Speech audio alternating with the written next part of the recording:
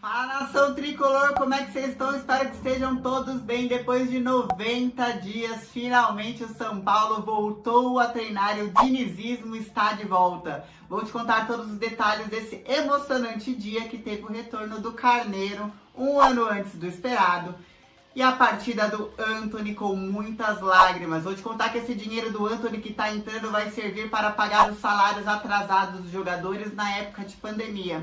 Alguns alegam que receberam 50%, outros 20% e outros 0% em relação ao salário. Vou te contar, enquanto isso, que o Everton Felipe, emprestado para o Cruzeiro, recebe salário pagos integralmente pelo São Paulo. Vou te contar da real possibilidade do São Paulo atuar em 3 campeonatos a partir do mês que vem.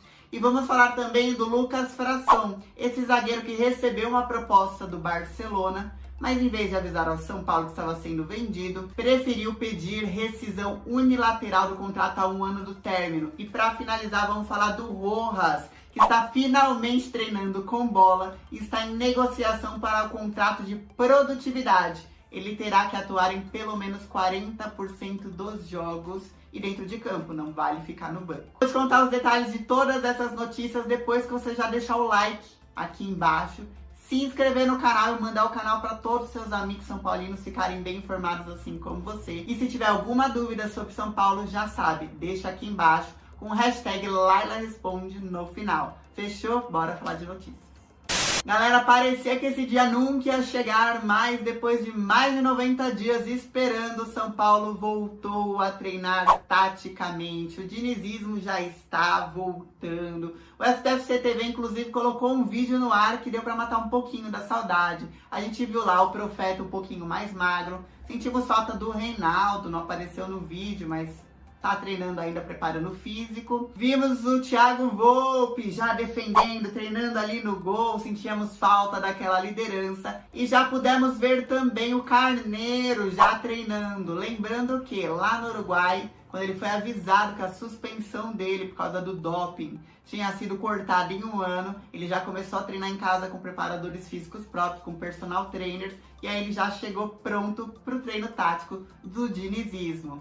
E ao mesmo tempo a gente viu o Antony se despedindo de todos os colegas e indo embora em lágrimas. Antes de te falar do Antony, eu quero te fazer uma pergunta. Lá nos comentários do vídeo do SPFC TV do treinamento de São Paulo, eu vi vários torcedores falando assim: nossa, que saudades do São Paulo, meu Deus, que saudades de passar raiva com o meu tricolor, etc. Então eu quero te perguntar, do que mais você sentiu saudades em relação ao São Paulo Futebol Clube durante essa quarentena? Deixa aqui embaixo nos comentários. Agora bora falar do Antony. O Antony se despediu de todos os jogadores do elenco, está embarcando rumo à Holanda e oficialmente não é mais jogador do São Paulo. Ele, antes de ir embora, gravou um vídeo para a SPFC TV muito emocionante de assistir, onde ele se emocionou e chorou bastante, falando: olha, desde pequenininho eu ia na arquibancada no Morumbi, pulava lá no meio da Independente, vivi várias emoções como torcedor de São Paulo, e na época que via nas arquibancadas ele já pensava: um dia eu vou jogar por esse time. E o sonho dele no comecinho do ano, ele falou em uma entrevista que era atuar por uma Libertadores pelo São Paulo. Sonho que estava tudo estrategicamente feito para ir até as finais do Paulista, atuar em parte da Libertadores, mas veio uma pandemia e aí interrompeu esse sonho. Deixa sua mensagem aí embaixo de boa sorte pro Antony, que falou: não é um adeus, é um até logo, um dia eu volto aqui para minha casa. Ele, que fez 51 gols pelo profissional de São Paulo, ganhou a Copinha em 2019 e ajudou a sala de troféus de Cotia a ficar mais bonita, com mais taças, e ganhou tudo ainda na época de Jardine, lá pela base tricolor. Então, Antony, obrigada pela sua passagem. Infelizmente a gente teve uma interrupção, a gente queria muito ver você numa final de Paulista, levantando um troféu de Paulistinha, Paulistão aí, mas infelizmente não deu tempo. Enfim, que você brilhe muito no Ajax e um dia realmente volte renomadíssimo. Deixa sua mensagem pro Antony aí embaixo. Galera, eu escrevi uma matéria que tá lá na spfc.net, onde eu tô detalhando os treinos de retorno do Rojas. Porque primeiro, vocês estão me perguntando há um tempão aqui no canal, eu já tô falando, olha, faz tempo.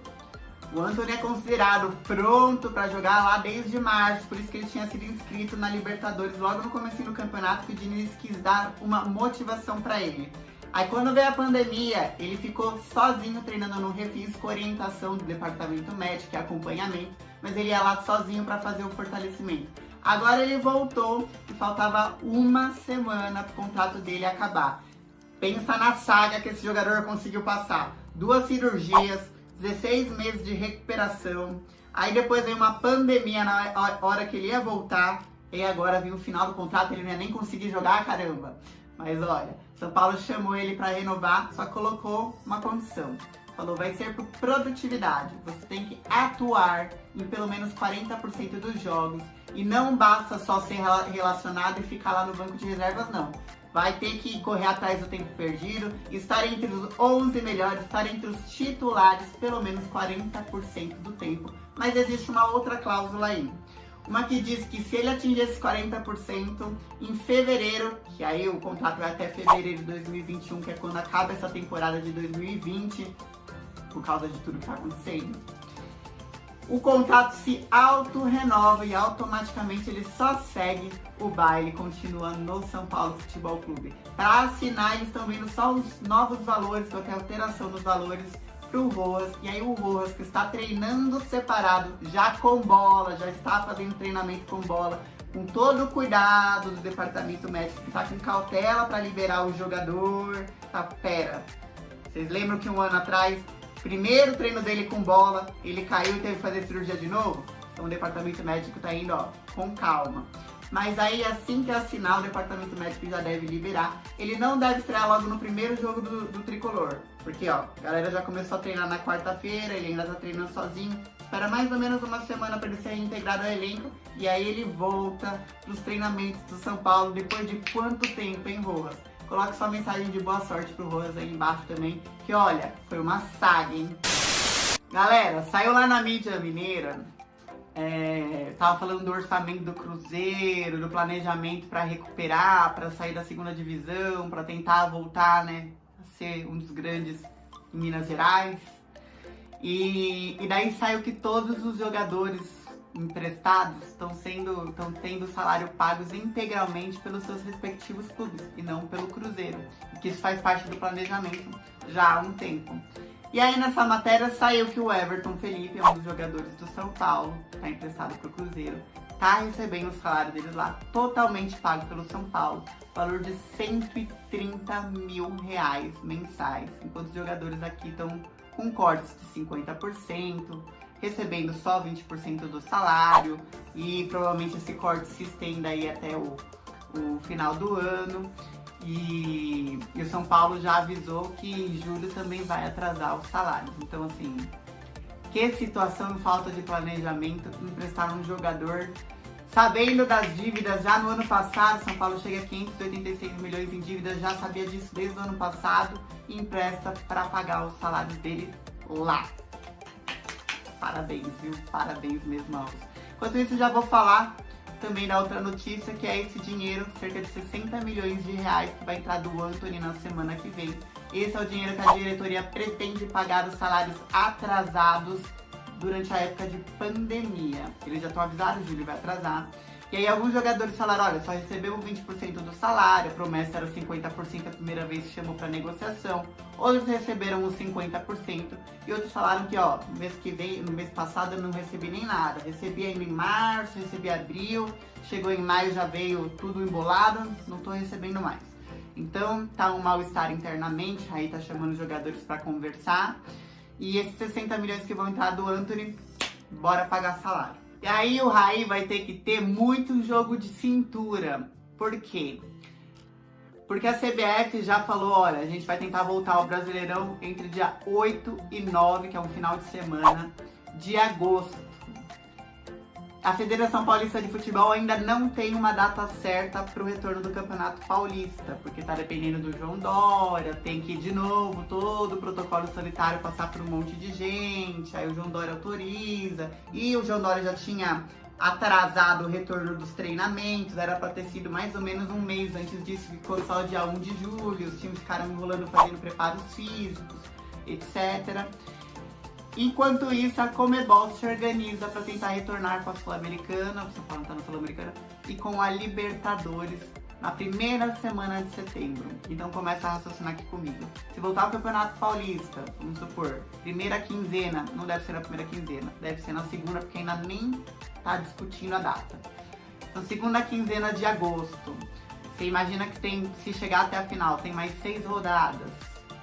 E aí vai vir o Brasileirão antes, que vem aí entre dia 8 e 9 de agosto. E aí primeira semana de setembro volta a Libertadores, aí vai ter um monte de jogador com salário atrasado, recebendo só metade do salário, tendo que fazer uma verdadeira maratona de jogos. Porque quando não é um campeonato, já vai ter o outro, e aí já vai ter o outro. E tudo bem importante, que são as finais do Paulista, as Libertadores, e a gente tem essa identidade com Libertadores. E o começo do Brasileirão, que não pode perder ponto, que é tudo muito importante lá no final. Deixe seu comentário sobre essa notícia aí embaixo. Vamos finalizar falando do Lucas Frasson, zagueiro da base, que tá lá no Sub-20. Já atuou profissionalmente pelo São Paulo esse ano, naquele fatídico jogo contra o Botafogo de Ribeirão Preto. E, bom, ele recebeu uma proposta do Barcelona B, pra ir pra lá, pra fazer teste, pra atuar e tal. Tem contrato com o São Paulo até junho de 2021, falta um ano para acabar o contratinho dele. Só que ele assinou esse contrato quando ele tinha 16 anos, em 2017. E tem uma parte da lei da FIFA que diz que quando um jogador é menor de idade, ele só pode assinar contrato com o clube por no máximo 3 anos, senão é considerado litígio. E aí agora que chegou essa proposta, em vez dele ir lá pro São Paulo e falar, olha, tem uma proposta, não sei o que lá, tal. Posso esperar 6 meses no final da temporada, eu vou de graça, vamos tentar fazer de uma maneira legal, e podia negociar de N maneiras. Não, ele procurou um advogado, o advogado mandou um documento extraoficial para São Paulo, falando, olha, nós representamos o Lucas Frasson, ele está pedindo rescisão unilateral, porque baseado na lei FIFA o contrato não é válido, e ele está indo para o Barcelona. Boa sorte. São Paulo nem tá cheio de dívida, nem tá precisando vender jogador, nem tá topando qualquer negócio pra entrar dinheiro mesmo, né? Então, assim, pode deixar sua opinião aí embaixo, mas caramba, que consideração, hein, Lucas? Morou na base esse tempo todo, até então tava com salários em dia, sempre foi pago em dia, primeira vez que São Paulo veio numa crise, e tava nos planos da diretoria para ser integrada agora no retorno do futebol para o profissional, que o São Paulo não está podendo contratar, tem que vender, então vai contar muito com os jogadores da base nessa época. Claro que o São Paulo vai resolver na justiça, não vai liberar de qualquer jeito, acredito que irá vencer uma futura ação. E inclusive falou, olha, são congelados qualquer plano em relação ao jogador a partir de agora. Gente, finalizar o vídeo aqui falando do Daniel Alves, que deu uma entrevista pro canal Zico 10, e aí perguntaram pra ele uma série de coisas, falaram de uma dependência do Daniel Alves, enfim. E aí ele falou dois pontos que eu quero trazer aqui pra vocês. O primeiro, ele falou sobre a fé do torcedor em relação ao Fernando Diniz. Falou, o torcedor tem que acreditar mais no Fernando Diniz, o treinamento dele é diferenciado, a filosofia dele é diferenciada, e ele deve ser o grande nome que realmente vai trazer as glórias, os anos de títulos de volta ao São Paulo Futebol Clube, porque é um treinador diferenciado. E aí o segundo momento perguntaram para ele se São Paulo estava entre os grandes times, era considerado favorito, e ele falou, eu acredito que o São Paulo tem o mesmo nível de futebol que o Flamengo, só que o Flamengo é mais fatal e individual, e o São Paulo é mais composto, é mais conjunto, que é a filosofia do Diniz, inclusive. Vou pedir para você deixar os comentários aí embaixo e responder qual é a sua expectativa no retorno de São Paulo agora com tanta movimentação, o Rojas sendo integrado, o Carneiro chegando, o Antony indo embora, os jogadores aí com pouco tempo para treinar. Quais são suas expectativas com esses 3 campeonatos que estão para recomeçar? Grande beijo para todos vocês!